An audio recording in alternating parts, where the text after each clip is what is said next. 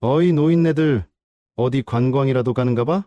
고속도로에서 칼치기 보복 운전을 일삼던 건달들이 노란색 전세버스를 괴롭혔는데요.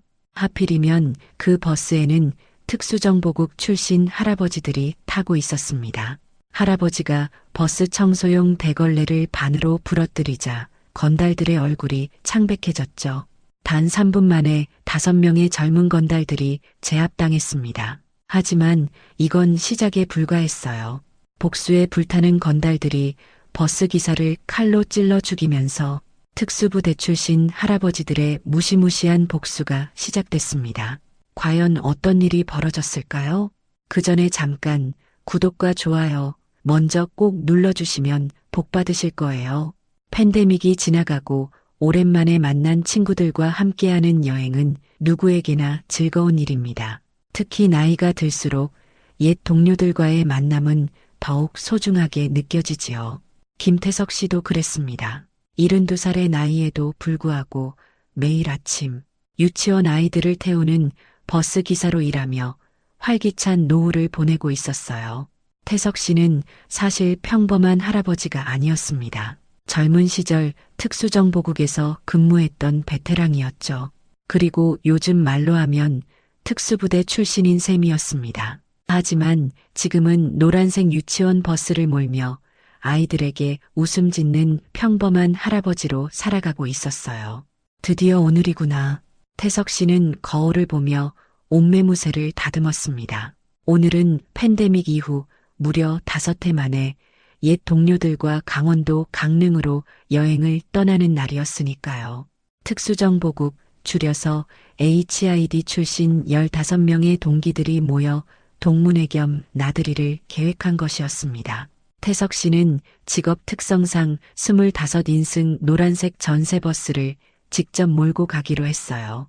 여보, 나 다녀올게요. 아내는 현관문 앞에서 도시락을 건네며 웃었습니다. 할아버지들끼리 너무 신나서 사고 치지 말고 밤에는 꼭 전화하세요. 태석 씨는 따뜻한 미소를 지으며 고개를 끄덕였습니다. 나이는 들었어도 마음은 여전히 청춘인 그였습니다. 버스에 시동을 걸면서 앞유리에 강릉 S호텔이라는 목적지 스티커를 붙였어요. 이제 약속 장소로 가서 친구들을 태울 차례였습니다. 태석 씨는 운전석에 앉아 잠시 옛날을 회상했습니다. 그가 HID에 처음 발을 들였던 건 30살 때였어요. 특수작전을 위한 비밀기관에서 25회를 보냈고 수많은 임무와 위험을 겪었습니다. 그의 손에는 보이지 않는 상처들이 가득했죠. 하지만 지금 그는 평범한 버스 기사였습니다. 아이들의 웃음소리가 그의 노후를 채워주고 있었어요. 서울 시내 한 공원 주차장에 도착하자 이미 몇몇 동료들이 기다리고 있었어요.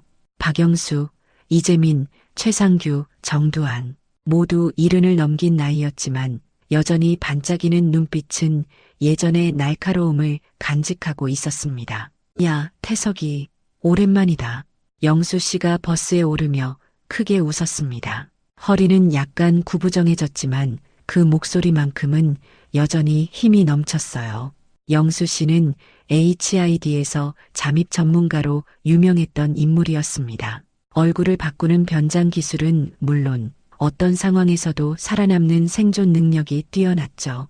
지금은 조용한 시골에서 텃밭을 가꾸며 지내고 있었습니다. 다들 많이 늙었네. 재민 씨가 버스에 올라 농담을 던졌습니다. 모두 웃음을 터뜨렸고 차례로 버스에 오르면서 서로 어깨를 두드리고 반갑게 인사를 나눴어요. 팬데믹으로 인해 오랫동안 만나지 못했던 터라 더욱 반가운 만남이었습니다. 재민 씨는 전자장비와 폭발물 전문가였습니다. 그의 손재주는 경이로웠고 어떤 복잡한 장치도 순식간에 분해하고 조립할 수 있었죠. 은퇴 후에는 작은 전자제품 수리점을 운영하고 있었어요. 상규 씨는 76의 나이에도 여전히 등산을 즐겼습니다. HID에서 그는 체력과 근력으로 유명했죠. 팔굽혀펴기 100개는 기본이었고 어떤 험한 지형도 거뜬히 넘어갔습니다. 지금은 노인들을 위한 건강교실을 운영하며 활기찬 노후를 보내고 있었어요. 두한 씨는 통신과 정보 분석 전문가였습니다. 그는 적의 암호를 해독하고 복잡한 정보망을 분석하는데 탁월했죠. 지금은 손자들에게 컴퓨터를 가르치며 디지털 세상에 적응하고 있었습니다. 74의 나이에도 최신 기술 트렌드를 놓치지 않았어요. 다들 탔나요? 이제 출발할게요. 태석 씨는 룸미러로 동료들을 확인하고 버스에 시동을 걸었습니다. 강원도 강릉까지는 서울에서 약 3시간 정도 걸리는 거리였어요. 고속도로에 오르자 다들 옛날 이야기를 시작했습니다. 특수정보국에서 있었던 임무와 훈련, 웃지 못할 실수들까지. 버스 안은 웃음소리로 가득 찼어요. 야, 그때 미얀마 임무 기억나냐? 상규 씨가 입을 열었습니다. 우리가 산속에서 이틀 동안 숨어 있던 거 말이야. 어떻게 있겠어? 재민 씨가 웃으며 대답했습니다. 비가 쏟아지는데 먹을 것도 없고 장비는 다 젖어버리고 태석이가 생쥐를 잡아서 구워 먹자고 했잖아. 그래도 살아 돌아왔으니 다행이지. 태석 씨가 룸미러로 동료들을 바라보며 미소 지었습니다. 우리 팀은 한 번도 실패한 적이 없었어. 그때 영수가 위장 잠입했다가 들킬 뻔했던 거 기억나나? 상규 씨는 무릎을 치며 웃었습니다. 영수 씨는 머쓱한 듯 웃으며 손사래를 쳤어요. 아이고, 그때는 정말 죽는 줄 알았어. 다행히 태석이가 기지를 발휘해서 살아나왔지. 태석 씨는 그때를 떠올리며 미소 지었습니다. 35살 때였어요. 국경 지역의 무기 밀매 조직에 잠입한 영수 씨가 정체가 탄로날 위기에 처했을 때 태석 씨가 급습 작전을 펼쳐 구해냈던 기억이었습니다. 그날 밤 두 사람은 산속에서 서로의 등을 맞대고 밤을 지새웠죠. 그때 맺어진 우정은 지금까지도 변함없이 이어져 오고 있었어요. 이제 우리 나이가 다 됐는데 그런 모험은 꿈도 꾸지 말자고. 재민 씨가 웃으며 말했습니다. 지금은 그냥 조용히 여행이나 즐기면서 지내자. 모두가 동의하듯 고개를 끄덕였습니다. 하지만 운명은 때로 예상치 못한 곳에서 찾아오는 법이었어요. 그때였습니다. 갑자기 검은색 스타렉스 한 대가 버스 앞을 가로지르며 급하게 끼어들었어요. 태석 씨는 순간적으로 브레이크를 밟아야 했습니다. 버스 안의 동료들이 앞으로 쏠렸고 웃음소리가 잠시 멈췄어요. 저 차 뭐야? 두한 씨가 앞을 가리키며 물었습니다. 검은 스타렉스는 계속해서 속도를 줄이고 가속하기를 반복하면서 버스의 진로를 방해하고 있었어요. 전형적인 보복운전이었습니다. 태석 씨는 침착하게 핸들을 잡고 상황을 지켜봤습니다. 노란색 유치원 버스인데도 불구하고 이런 행동을 한다는 것은 상식 밖이었어요. 보통 노란 버스는 아이들이 타고 있을 가능성이 높다는 걸 누구나 알 텐데 말입니다. 태석아, 저 녀석들 뭐 하는 거야? 영수 씨가 앞으로 다가와 물었습니다. 태석 씨는 묵묵히 차선을 바꾸려 했지만 스타렉스도 함께 차선을 옮겨 계속해서 앞을 가로막았어요. 보복운전 같은데요. 왜 그러는지 모르겠네요. 태석 씨는 차분하게 대답했습니다. 하지만 속으로는 불안함이 커지고 있었어요. 수십 년간 특수임무를 수행해온 베테랑 요원으로서의 직감이 위험을 알려주고 있었습니다. 스타렉스는 갑자기 급브레이크를 밟았고 태석 씨도 황급히 브레이크를 밟을 수밖에 없었어요. 버스 안의 할아버지들은 앞좌석을 붙잡으며 균형을 잡았습니다. 이 양반들이 미쳤나? 노란 버스에 이러는 거 보면 정말 상식이 없네. 재민 씨가 화를 내며 말했어요. 다른 동료들도 점점 불안해하기 시작했습니다. 처음에는 그저 도로 위의 실수라고 생각했지만 이제는 분명한 의도적 행동이었으니까요. 모두 진정하세요. 태석 씨가 차분하게 말했습니다. 제가 안전하게 처리할게요. 지금은 그냥 참고 넘어가는 게 좋을 것 같아요. 하지만 스타렉스의 운전자는 점점 더 과격해지고 있었습니다. 갑자기 차선을 바꿔 버스의 옆면을 스치듯 지나갔다가 다시 앞으로 나와 급브레이크를 밟았어요. 태석 씨는 최대한 안전거리를 유지하려 했지만 상황은 점점 악화되고 있었습니다. 저 녀석들 정말 위험하게 운전하네요. 태석 씨가 걱정스럽게 말했습니다. 휴게소가 가까이 있으니 거기서 잠시 쉬었다 가는 게 좋겠어요. 태석 씨는 천천히 깜빡이를 켜고 다가오는 강릉 휴게소로 진입하기로 결정했습니다. 버스 안의 분위기를 진정시키고 상황을 정리할 필요가 있었어요. 하지만 스타렉스도 따라 들어오는 것이었습니다. 휴게소에 진입한 버스는 주차 공간을 찾아 천천히 이동했습니다. 그때 스타렉스가 갑자기 속도를 내더니 버스 앞을 가로막고 정차했어요. 태석 씨는 어쩔 수 없이 버스를 세웠습니다. 다들 진정하세요. 제가 나가서 이야기해 볼게요. 태석 씨는 일단 동료들을 안심시키려 했습니다. 하지만 상황은 생각보다 빠르게 악화되었어요. 스타렉스에서 5명의 젊은 남자들이 내렸고 그중 2명은 손에 쇠파이프를 들고 있었습니다. 그들은 곧장 버스 문 쪽으로 다가왔어요. 문 열어. 바깥에서 거친 목소리가 들려왔습니다. 태석 씨는 잠시 망설였지만 상황이 더 악화되기 전에 대화로 해결하는 것이 좋겠다고 판단했어요. 천천히 버스 문을 열었습니다. 젊은 남자들은 거칠게 버스 안으로 들어왔습니다. 선두에 선 남자는 30대 중반쯤 되어 보였고 얼굴에는 작은 흉터가 있었어요. 그는 버스 안을 둘러보더니 비웃듯 말했습니다. 뭐야, 할아버지들 단체 관광이야? 감히 우리 앞에서 차선을 바꾸고 도망치려고? 버스 안의 할아버지들은 순간 당황했습니다. 하지만 오랜 특수훈련을 받은 사람들답게 금방 침착함을 되찾았어요. 태석 씨가 운전석에서 일어나 천천히 그들 앞으로 나섰습니다. 젊은이, 우리가 무슨 잘못을 했는지 모르겠네요. 그냥 강릉으로 여행 가는 길인데요. 태석 씨의 차분한 목소리에도 불구하고 젊은 남자들은 더욱 거칠게 나왔습니다. 쇠파이프를 든 남자가 버스 의자를 내리쳤고 큰 소리가 버스 안에 울려 퍼졌어요. 시끄러. 노인네들이 뭘 안다고. 너희 때문에 우리 형님이 화가 났어. 상황이 점점 위험해지고 있었습니다.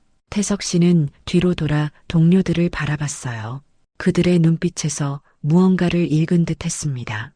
5명의 젊은 건달들, 15명의 특수정보국 출신 할아버지들, 숫자로만 보면 승산이 있었죠. 젊은이들, 우리는 그냥 평화롭게 여행하는 할아버지들이에요. 문제를 일으키고 싶지 않아요. 태석 씨는 마지막으로 평화적 해결을 시도했습니다. 하지만 젊은 남자들은 이미 흥분 상태였고 선두에 선 남자가 갑자기 태석 씨의 멱살을 잡아당겼어요. 이봐, 할아버지, 너 지금 우리를 무시하는 거야? 그 순간이었습니다. 버스 뒤쪽에서 영수 씨가 일어났어요. 75의 나이였지만 그의 움직임은 놀라울 정도로 빨랐습니다. 태석아, 옛날 생각나는구나. 영수 씨의 말에 태석 씨는 알았다는 듯 고개를 끄덕였어요. 그리고는 버스에 비치된 청소용 대걸레를 집어들었습니다. 순식간에 대걸레 손잡이를 반으로 부러뜨리는 태석 씨. 그 모습에 젊은 건달들의 얼굴이 굳어졌어요. 뭐 하는 거야, 할아버지들? 하지만 이미 늦었습니다. 태석 씨의 행동은 신호탄이었어요. 버스 안의 할아버지들이 일제히 자리에서 일어났습니다. 대걸레 손잡이, 지팡이, 심지어 버스 안의 커튼 봉까지 손에 잡히는 대로 무기로 삼았어요. 우리가 누군지 알아야 할 것 같군. 재민 씨가 천천히 일어서며 말했습니다. 젊은 건달들의 표정이 점점 불안해졌어요. 그들이 예상했던 것은 겁에 질린 노인들이었지 이렇게 위협적인 존재들이 아니었으니까요. 너희들 뭐야?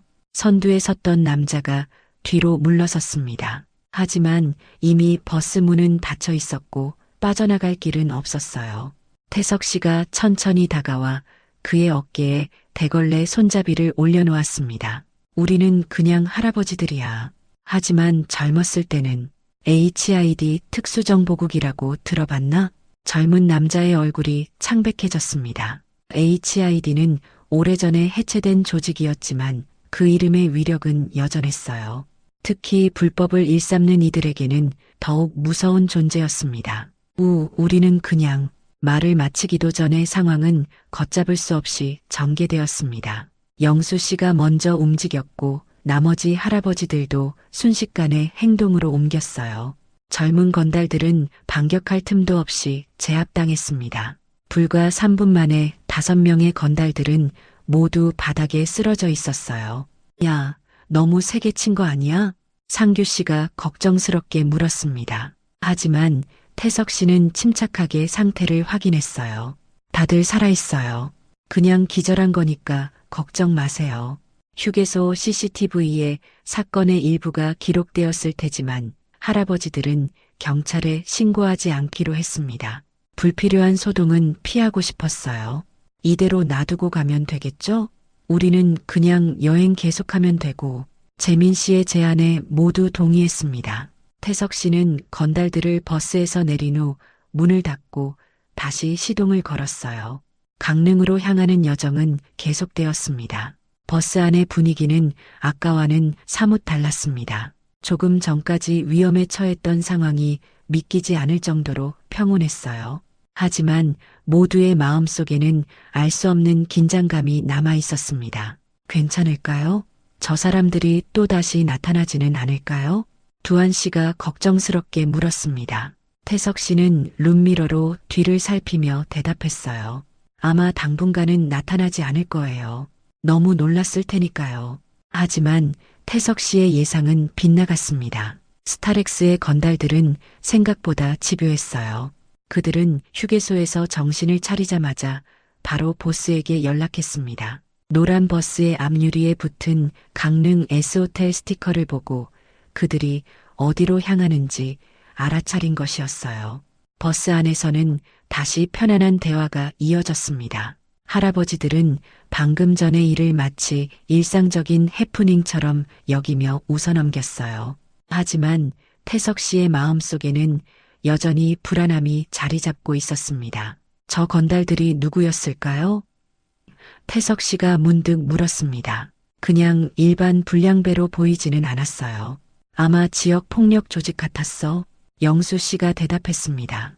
요즘 젊은 놈들은 무섭지. 인터넷으로 폭력 조직에 쉽게 가입할 수 있다더라고. 그래도 HID 출신 할아버지들을 건드린 건 운이 없었네요. 상규 씨가 웃으며 말했습니다. 젊은이들이 교훈을 얻었길 바라요. 대화는 다시 옛 추억으로 흘러갔습니다. 할아버지들은 각자의 삶에 대해 이야기했어요. 은퇴 후의 일상, 가족들과의 시간, 그리고 새롭게 찾은 취미들까지 모두가 나름대로 행복한 노후를 보내고 있었습니다. 태석이는 어떻게 유치원 버스 기사가 됐어? 두한 씨가 물었습니다. 특수요원에서 아이들 버스 기사라니 좀 의외인데. 태석 씨는 미소 지었습니다. 은퇴 후에 뭘 할까 고민하던 중에 우연히 집 근처 유치원에서 구인 광고를 봤어요. 처음에는 임시로 시작했는데 아이들의 웃음소리가 너무 좋더라고요. 그래서 계속하게 됐죠.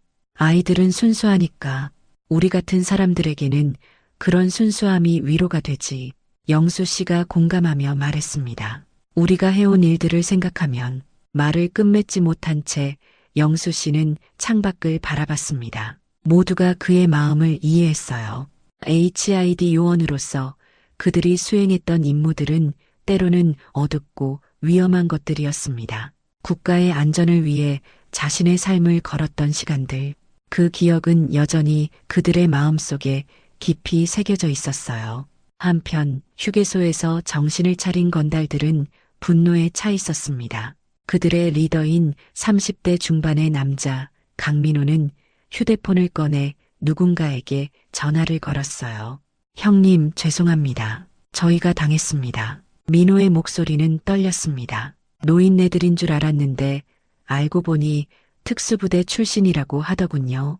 전화 너머에서 욕설이 쏟아졌습니다. 민호는 고개를 숙이며 계속해서 사과했어요. 죄송합니다, 형님. 하지만 그들이 어디로 가는지 알아냈습니다. 강릉 S호텔로 향하고 있어요. 버스 앞유리에 적혀 있었습니다. 전화를 끄는 민호는 동료들을 모았습니다. 보스가 강릉에 있는 형제들에게 연락했어. 우리도 빨리 가자. 저 노인네들에게 당한 걸 그냥 넘어갈 수 없어. 5명의 건달들은 서둘러 스타렉스에 올라탔고 강릉을 향해 출발했습니다. 그들의 마음속에는 복수심이 불타오르고 있었어요. 한편 태석 씨가 운전하는 버스는 오후 5시쯤 강릉 S호텔에 도착했습니다. 호텔은 바다가 내려다 보이는 언덕에 위치해 있었고 주변 경관이 무척 아름다웠어요. 드디어 도착했네요. 다들 짐 챙겨서 내립시다. 태석 씨는 호텔 로비 앞에 버스를 세우고 동료들에게 말했습니다. 할아버지들은 하나둘 버스에서 내려 호텔 로비로 향했어요. 오랜 여행으로 모두 조금 피곤해 보였지만 얼굴에는 여행의 설렘이 가득했습니다. 태석이, 넌 어디 가는 거야? 영수 씨가 물었습니다. 태석 씨는 버스키를 들어 보이며 대답했어요. 버스 주차하고 올게요. 여러분은 먼저 체크인하고 계세요. 태석 씨는 동료들에게 인사한 뒤 버스를 주차장으로 몰았습니다. 호텔 주차장은 생각보다 넓고 한적했어요. 태석 씨는 구석진 자리에 버스를 주차하고 짐을 챙겼습니다. 저녁 식사 시간이 가까워오고 있었으니 빨리 방에 들어가 씻고 내려와야 했어요. 하지만 주차장의 적막한 분위기가 왠지 불길하게 느껴졌습니다. 태석 씨는 버스에서 내려 주변을 둘러봤어요. 아무도 없는 것 같았지만 오랜 특수요원 생활에서 얻은 직감이 위험을 느끼게 했습니다. 태석 씨는 천천히 걸음을 옮겼습니다. 호텔 입구까지는 약 100m 정도 거리였어요.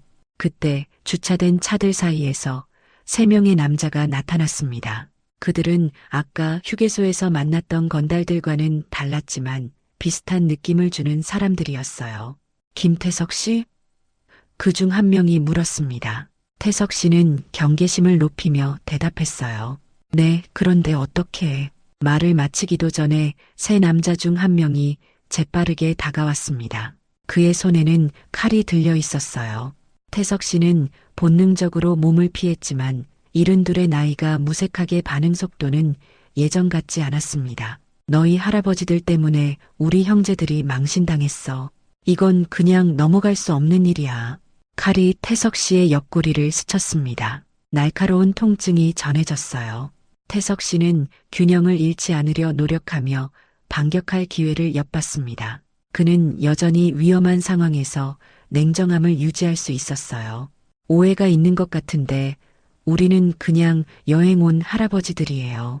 태석 씨의 말에 남자들은 비웃었습니다. 그중 리더로 보이는 남자가 앞으로 나섰어요. HID?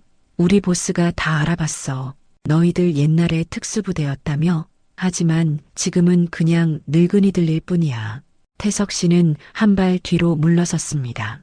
호텔 입구까지 달려가면 도움을 청할 수 있을까? 하지만 너무 멀었어요. 그리고 이 상황에서 도망치는 것은 동료들에게 더 큰 위험을 가져올 수도 있었습니다. 젊은이들, 더 이상 문제를 키우지 말고 그냥 가는 게 어떨까요? 태석 씨의 마지막 제안이었습니다. 하지만 이미 남자들의 결심은 확고했어요. 칼을 든 남자가 갑자기 태석 씨를 향해 달려들었습니다. 태석 씨는 최대한 몸을 피했지만 나이 든 몸은 예전 같지 않았어요. 칼이 그의 옆구리를 스쳤고 날카로운 통증이 전해졌습니다. 그럼에도 그는 본능적으로 반격했어요. 오른손으로 공격자의 팔목을 잡고 왼손으로 목을 겨냥했습니다. 하지만 나머지 2명이 태석 씨를 뒤에서 붙잡았어요. 균형을 잃은 태석 씨는 넘어졌고 그 순간 칼이 그의 가슴을 파고들었습니다. 순간 모든 것이 천천히 흘러가는 것처럼 느껴졌어요. 태석 씨의 눈앞에는 과거의 장면들이 스쳐 지나갔습니다. 첫 임무, 동료들과의 추억, 그리고 가족들의 얼굴까지. 이제 됐어.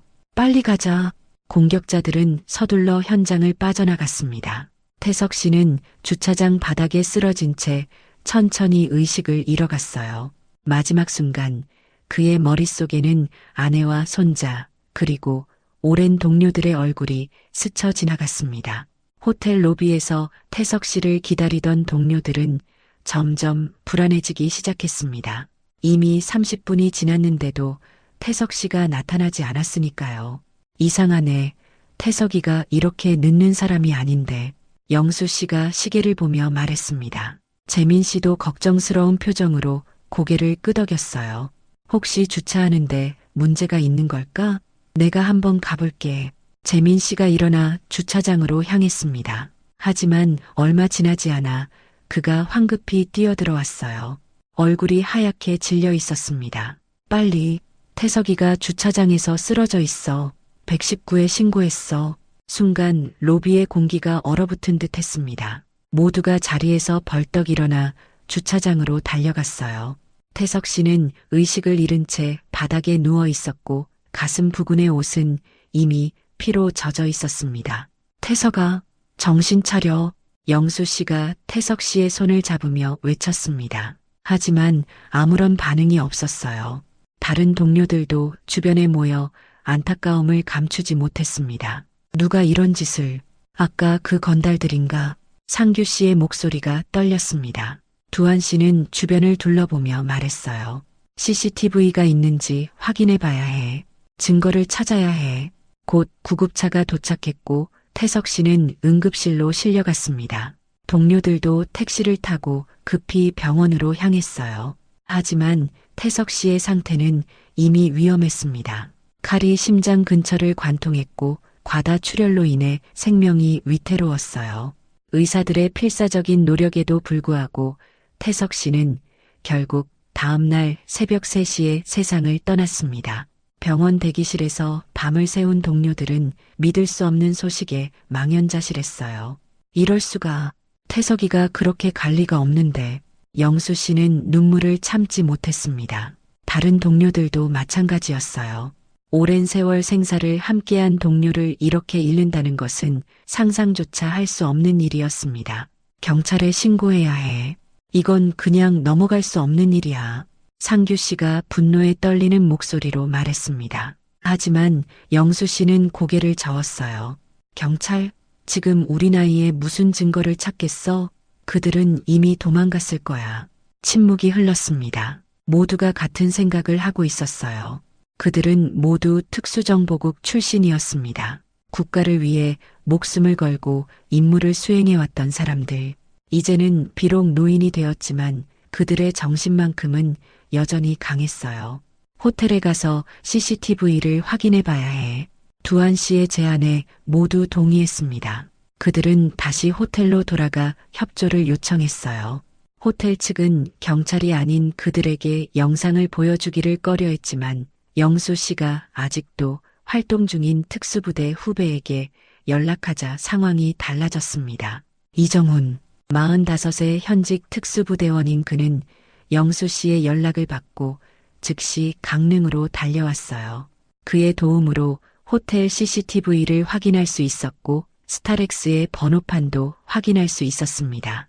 이 차량은 춘천에 있는 한 조폭의 소유예요. 이름은 박철민, 42의 폭력 조직 두목이죠. 정훈 씨의 설명에 할아버지들은 서로를 바라봤습니다. 춘천, 강릉에서 그리 멀지 않은 거리였어요.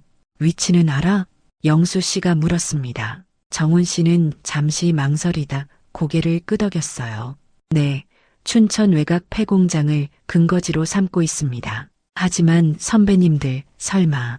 영수 씨는 미소를 지었습니다. 그 미소 속에는 결연한 의지가 담겨 있었어요. 정훈아, 내가 아는 건 여기까지만 알고 있으면 돼. 우리는 그냥 노인네들이니까. 정훈 씨는 더 이상 말하지 않았습니다. 그는 할아버지들의 결심을 읽을 수 있었고 그것을 막을 수 없다는 것도 알았어요. 먼저 태석이의 장례를 치러야 해. 재민 씨의 말에 모두 동의했습니다. 태석 씨의 가족들에게 연락하고 장례식을 준비하는데 3일이 걸렸어요. 그동안 할아버지들은 겉으로는 슬픔에 잠겨 있었지만 속으로는 다른 계획을 세우고 있었습니다. 태석 씨의 아내는 남편의 갑작스러운 죽음에 완전히 무너져 내렸습니다. 59의 나이에 홀로 남겨진 그녀는 장례식 내내 눈물을 멈추지 못했어요. 태석 씨의 아들 민우는 아버지의 직업이 단순한 버스 기사가 아니었다는 사실을 이제야 알게 되었습니다. 아버지가 특수정보국 요원이었다고요? 민우는 영수 씨에게 물었습니다. 왜 한 번도 말씀 안 하셨죠? 그게 우리의 삶이었네. 영수 씨가 대답했습니다. 비밀을 지키는 것이 우리의 직업이었으니까. 장례식 날 태석 씨의 아내와 아들, 그리고 초등학생인 손자가 눈물을 흘리며 영정 앞에 섰습니다. 할아버지들도 함께 했어요.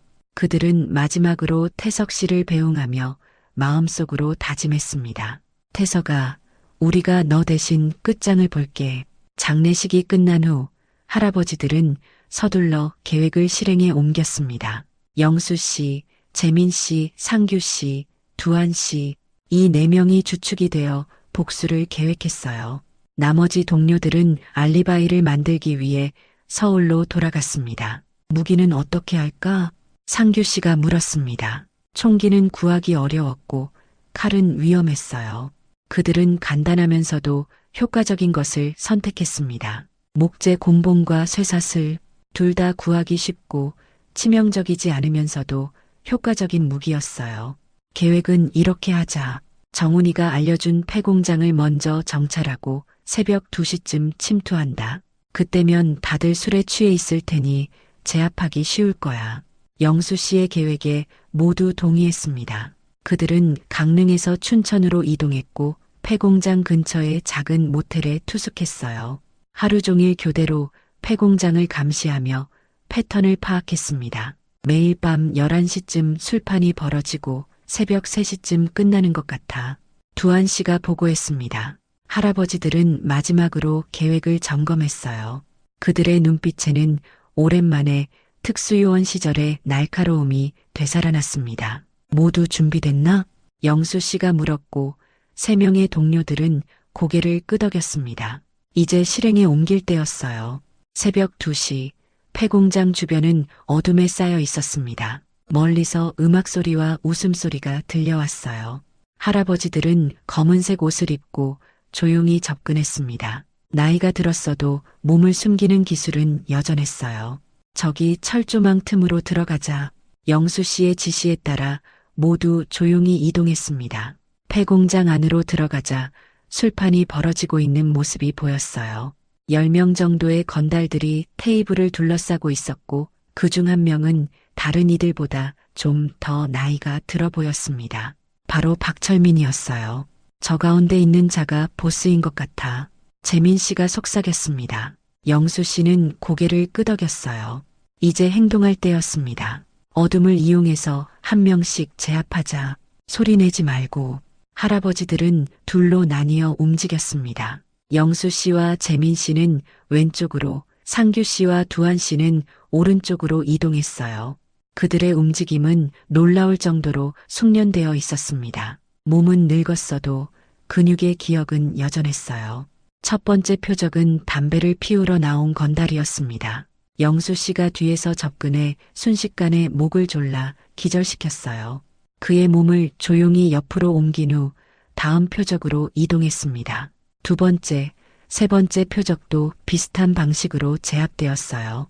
건달들은 동료가 사라진 것도 모른 채 계속해서 술을 마시고 있었습니다. 그들의 방심은 할아버지들에게 유리하게 작용했어요. 이제 남은 건 7명이야.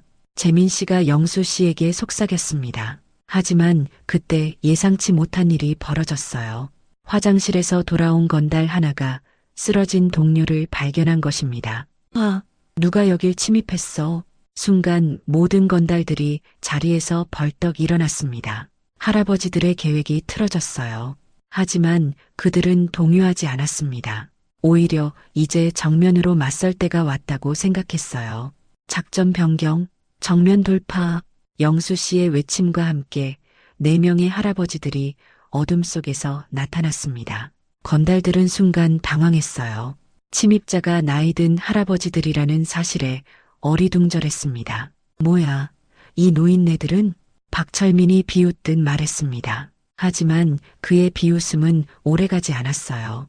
영수 씨가 먼저 움직였고 그의 손에는 쇠사슬이 들려 있었습니다. 순식간에 가장 가까운 건달의 다리를 휘감아 쓰러뜨렸어요.